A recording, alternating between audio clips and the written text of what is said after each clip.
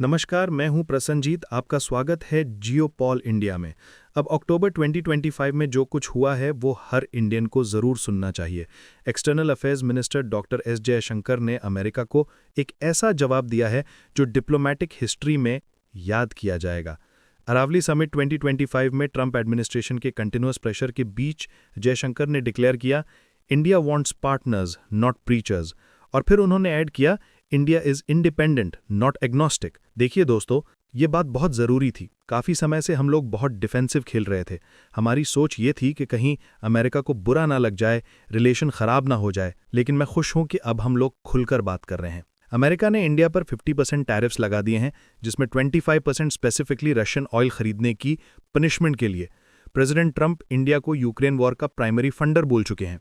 American officials India को fix करने की बात कर रहे हैं। और ऐसे में जयशंकर खड़े होकर अमेरिका को बता रहे हैं, any deal has to respect India's red lines. आज की वीडियो में हम डिकोड करेंगे जयशंकर ने एग्जैक्टली क्या कहा, इंडिया के रेड लाइन्स क्या हैं और ये नई असर्टिव इंडिया की फॉरेन पॉलिसी क्या मैसेज भेज रही है। Now, India wants partners not preachers, ये सिर्फ एक स्टेटमेंट नहीं, ये एक कंप्लीट फिलॉसफी है मॉडर्न इंडिया की। मैं चाहता हूं कि आप ये वीडियो देखें। Freedom of choice is equated with indecision, which is a clever subtext for saying align with me. I think we should call it out. We should say that, look, that's not the way I consider. I mean, when we were much weaker, we didn't do it. At a time when you have price caps on energy, when you have sanctions on energy, when you have subsidies on renewable, I'm kind of scratching my head and wondering where is market economics in all of this.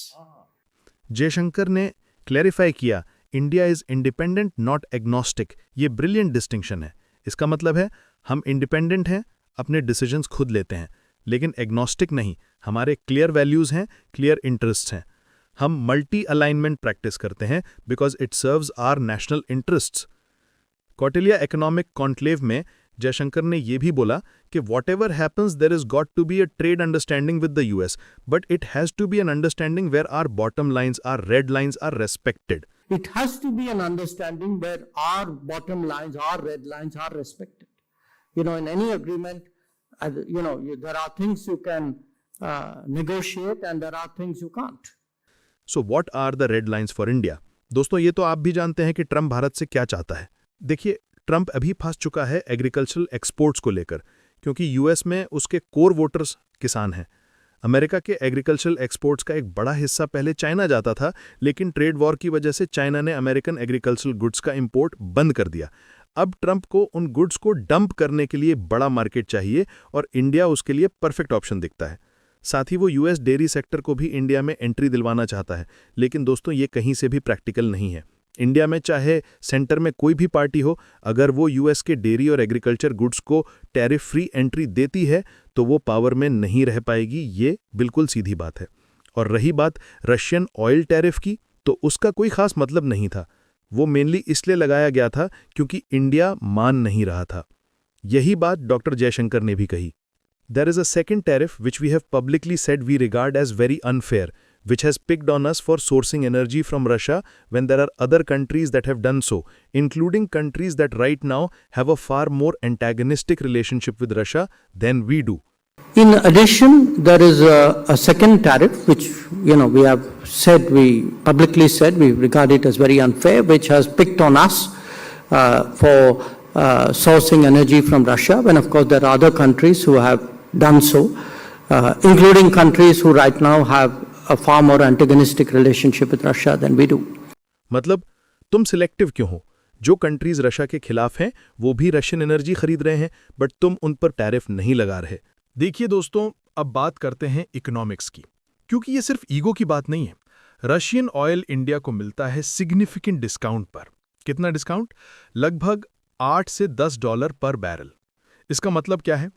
पहली बात, हमारे refiners का margin बढ़ता है।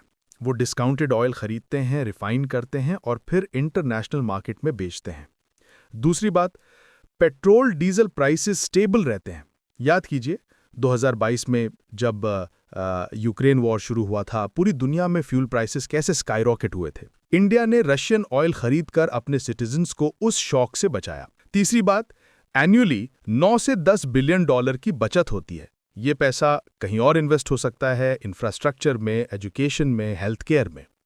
अब Putin ने recently कहा था, अगर इंडिया रशियन ऑयल बंद करे तो 9 से 10 बिलियन डॉलर लॉस, अगर ना बंद करे तो यूएस सैंक्शन से उतना ही लॉस।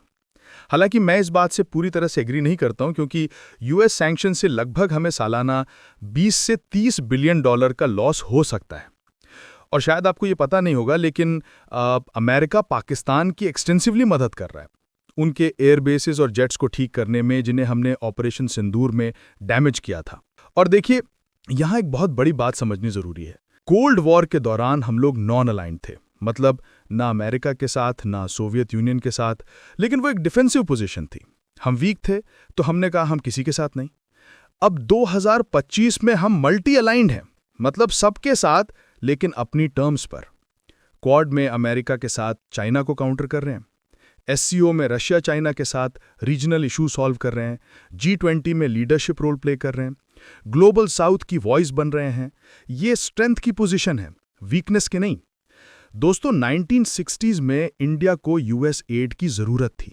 हम गरीब थे, डिपेंडेंट थे। 2025 में सिनेरियो पूरी तरह से बदल गया है। $4 trillion GDP, soon to be the third largest, Germany और जापान को ओवरटेक करने वाले हैं। 1.4 बिलियन कंज्यूमर मार्केट, दुनिया की कोई भी कंपनी इसे इग्नोर नहीं कर सकती। मैं आपको एक एग्जांपल देता हूं। एप्पल अपनी मैन्युफैक्चरिंग इंडिया में शिफ्ट कर रही है। टेस्ला इंडिया में फैक्ट्री लगाना चाहती है। गूगल, माइक्रोसॉफ्ट, अमेजॉन, सब की इंडिया में ह्यूज इन्वेस्टमेंट्स हैं। क्यों? क्योंकि इंडिया अब सिर्फ मार्केट नहीं है, एक मैन्युफैक्चरिंग हब भी बन रहा है। अमेरिका को इंडिया की जरूरत उतनी ही है जितनी इंडिया को अमेरिका की, क्योंकि चाइना को कंटेन करने के लिए इंडो पैसिफिक में इंडिया जैसा डेमोक्रेटिक पार्टनर अमेरिका के पास दूसरा कोई नहीं है। जापान छोटा है, ऑस्ट्रेलिया छोटा है, इंडिया ही वो वेट है जो बैलेंस बना सकता है। क्वाड में इंडिया की भूमिका अमेरिका के लिए नॉन निगोशिएबल है। चाइना जितना एग्रेसिव हो रहा है साउथ चाइना सी में, उतना ही अमेरिका को इंडिया चाहिए। दुनिया में ऑटोक्रेसी बढ़ रही है। रशिया अथॉरिटेरियन है, चाइना अथॉरिटेरियन है। ऐसे में लार्जेस्ट डेमोक्रेसी के रूप में इंडिया की वैल्यू बहुत ज्यादा है। अमेरिका आइडियोलॉजिकली भी इंडिया को खोना नहीं चाहता है। अब मैं आपको दूसरा पहलू भी बताता हूं, क्योंकि हर कॉइन के दो साइड्स होते हैं। इंडिया यूएस डिफेंस कॉर्पोरेशन बहुत डीप है। हम अमेरिकन वेपन्स खरीद रहे हैं, F-16 engines, drones, artillery systems. अगर ट्रेड वॉर बढ़ती है तो क्या डिफेंस डील्स पर असर पड़ेगा? टेक्निकली नहीं पड़ना चाहिए, लेकिन पॉलिटिक्स में कभी कभी टेक्निकल लॉजिक काम नहीं करता। ट्रंप प्रिडिक्टेबल नहीं है। अगर वो 50% टैरिफ को 75% कर दे या 100% कर दे तो क्या होगा? इंडिया के एक्सपोर्ट्स पर असर पड़ेगा।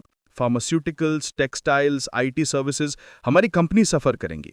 इंडियन बिजनेस कम्युनिटी वरीड है। टाटा, रिलायंस, अदानी, सबका यूएस में बिजनेस है।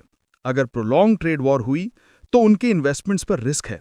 लेकिन जयशंकर एक कैलकुलेटेड रिस्क ले रहे हैं, और मुझे लगता है वो सही है, क्योंकि ट्रंप को भी लैंडिंग ग्राउंड चाहिए। वो बहुत दिन तक इंडिया के साथ ट्रेड वॉर नहीं लड़ सकते। उनके मिड टर्म इलेक्शंस आ रहे हैं 2026 में। हाई टैरिफ्स का मतलब है अमेरिकन कंज्यूमर्स के लिए higher prices. Indian generic medicine, Indian textiles, Indian IT services, सबके बिना अमेरिकन इकोनॉमी भी सफर करेगी। तो जयशंकर की स्ट्रैटेजी है, फर्म रहो इनिशियल निगोशिएशंस में, ताकि फाइनल डील में इंडिया की टर्म्स रिस्पेक्ट हों। जयशंकर ने यही कहा है कि we have not arrived at a landing ground for our trade discussions, but वो ढूंढ रहे हैं वो लैंडिंग ग्राउंड जहां इंडिया की सॉवरेनिटी भी प्रोटेक्ट हो और ट्रेड रिलेशनशिप भी फ्लरिश करे। अब बात करते हैं कि आगे क्या होगा, क्योंकि ये इनकम्प्लीट स्टोरी है। मोस्ट लाइकली सिनेरियो यही है कि ट्रंप को 2026 मिड टर्म्स के लिए इकोनॉमिक विंस चाहिए। इंडिया के साथ प्रोलॉन्ग ट्रेड वॉर उनके लिए बेनिफिशियल नहीं है। मेरा अनुमान है कि 2-3 महीने में एक पार्शियल डील होगी, जिसमें कुछ सिंबॉलिक कंसेशंस इंडिया देगा, मे बी कुछ एग्रीकल्चरल प्रोडक्ट्स पर टैरिफ रिडक्शन, और ट्रंप 25% रशियन ऑयल टैरिफ हटा लेगा। सबसे रिस्की सिनेरियो है कि अगर ट्रंप और टैरिफ बढ़ा देता है तो बात बिगाड़ सकती है। मुझे लगता है दोस्तों, इस बार हमसे गलती हुई है सिचुएशन पढ़ने में, मेनली ट्रंप को रीड करने में। मुझे याद है कि पिछले ट्रंप प्रेसिडेंसी में भी लास्ट कुछ महीनों में ट्रंप ने टैरिफ्स लगाए थे, और हमने भी रिटेलिएट किया था काफ़ी सारे अमेरिकन प्रोडक्ट्स पर टैरिफ लगाकर। लेकिन इस बार हमने कुछ खास रिटेलिएशन नहीं दिखाई। तो देखिए दोस्तों, जयशंकर का ये असर्टिव अप्रोच सही है? क्या इंडिया को अमेरिका के साथ कॉम्प्रोमाइज़ करना चाहिए या अपने स्टैंड पर फर्म रहना चाहिए? कमेंट सेक्शन में अपने विचार ज़रूर शेयर कीजिएगा और अगर आपको ये एनालिसिस पसंद आया तो वीडियो को लाइक कीजिए और जियोपॉल इंडिया को सब्सक्राइब करना मत भूलिएगा। इसी नोट के साथ यह वीडियो का अंत। Thank you for watching. Stay proud, stay informed. जय हिंद।